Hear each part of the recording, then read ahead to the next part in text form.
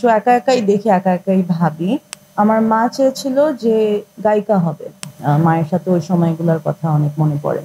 আম বাবার কথা বলতে পারব না। বাবা আসলে তো আমি অনেক ছোট ছিলাম যখন বাবা গেলেন। সো বাবার কাজটাকে ওভাবে করে আমি আসলে ফলো করতে পারিনি যে সেখান থেকে আমি ইন্সপিরেশন ওভাবে নিতে পারবো এত স্পেসিফিক ভাবে।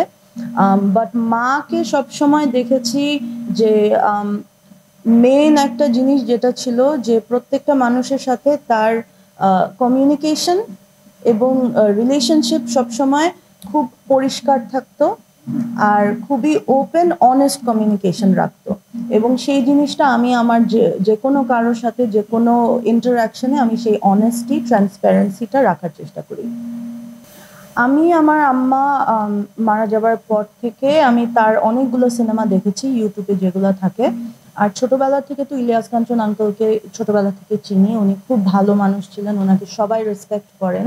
আর এমনি পার্সন হিউম্যান বিং হিসাবেও উনি খুবই একজন ডিগনিফাইড একজন মানুষ আর সবাই ওনাকে ওভাবে করেই দেখে, খুব সম্মানের চোখ দিয়ে দেখেন।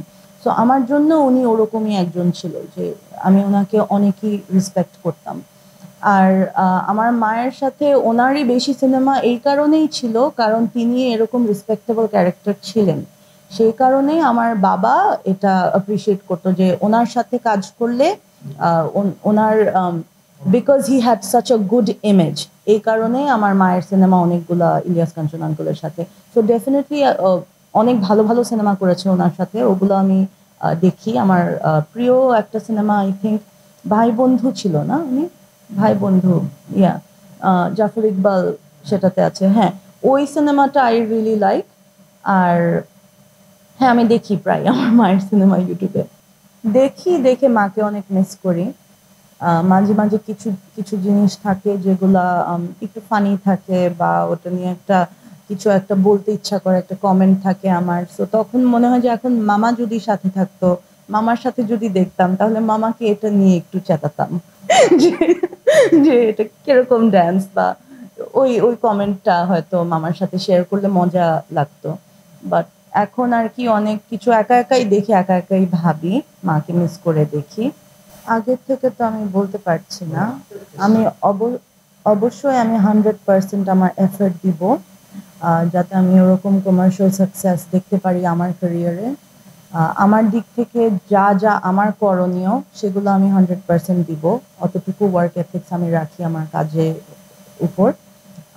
বাকিটা হলো মানুষ আমাকে কিভাবে ওয়েলকাম করবে, আপনারা দোয়া করবেন আমার জন্য। এখনই তো শুরু, এখনই আমি বলতে পারছি না। সবাই জানে আমার মাকে নায়িকা পরিচয়ে, কিন্তু আমার মা যে আসলে গায়িকা ছিল এবং গায়িকা কিন্তু আমার মাও সবসময় ইন্টারভিউতে এ কথাটা বলতেন মাঝে মাঝে এই প্রসঙ্গ যখন উঠতো যে আমার মা চেয়েছিল যে গায়িকা হবে, ছোটবেলা থেকে সেই ট্রেনিং নিয়ে বড় হয়েছে, কিন্তু ভাগ্যক্রমে হয়ে গেছে নায়িকা। সো এটা আসলে she did not choose, it chose her, এভাবে করে হয়েছে। সো আমার জন্য তো মায়ের গায়িকার যেই সাইডটা ছিল সেটা আমার জন্য খুব মেমোরেবল, কারণ আমরা একসাথে গান করতাম সকালে, মা যখন রেওয়াজ করতো ঘুম থেকে উঠে তখন আমিও মায়ের সাথে ওই গানগুলা গেতাম। সো ওই গানগুলা গাওয়ার মধ্যে আমাদের একটা খুব স্পেশাল বন্ডিং ছিল, যেটা আমি মিস করি। এবং গায়িকা দিতির সেই সাইডটা আমি এনজয় করতে পেরেছি এবং সেটা আমি অনেক ভাবি মাঝে মাঝে যে মায়ের সাথে ওই সময়গুলোর কথা অনেক মনে পড়ে। আমি এখন আগে করেছি রেওয়াজ, এখন তো মা নাই, আমার রেওয়াজও হয় না, সো এখন আমি গানটা গাবো না। কিন্তু আমার মায়ের সাথেই আমি একটা গান করেছি, এত বড় পৃথিবীটা দেখা হতো না। সেই গানটা যখন করেছিলাম তখন আমি করতে চাইনি সেই গানটা, কারণ তখন তো আমি রক গান শুনতাম, হিপ হপ শুনতাম, বিদেশি গান শুনতাম। তো আমার 18 বছর বয়সে একটা আমি ব্যান্ড করেছিলাম আমার ফ্রেন্ডের সাথে, স্টিল সিগার নাম ছিল। সো আমি নিজেও গান বাজনা প্রতি আমার ইন্টারেস্ট সবসময় ছিল। কিন্তু মায়ের সঙ্গে মা যখন বলল যে এই গানটা আমরা করব, মা মেয়ের এত বড় পৃথিবীটা, সো ওই জনরাটা, তখন তো ছোট ছিলাম, আমি অতটা ওটা ভ্যালু করতে পারিনি ওই সময়, যেহেতু আমার তখন টেস্ট খুব ডিফারেন্ট ছিল। কিন্তু এখন আইরনিক্যালি আমার মা মারা যাবার পর থেকে ওই গানটা আমার জন্য যে এতটা স্পেশাল হয়ে গেছে, এখন আমি ওই গানটা মাঝে মাঝে গাড়িতে শুনি, আর ওটা শুনে আমি তখন চিন্তা করি যে মামাকে কত আমি এটা নিয়ে প্যারা দিয়েছিলাম যে এটা আমি গাবো না। আমাকে জোর করে এই গানটা গাইয়েছিল, and I am very happy she did that, because এখন আমাদের ওই স্মৃতিটা আছে। না, এটা আমার মা একটা অ্যালবাম রিলিজ করেছিলেন, সেই অ্যালবামে ওনার কতগুলো অরিজিনাল গান ছিল। আর ফরাইজি আঙ্কেল, উনি অনেক রিনাউন্ড একজন লিরিসিস্ট। ফরাইজি আঙ্কেল গানগুলোর কথা লিখেছিলেন।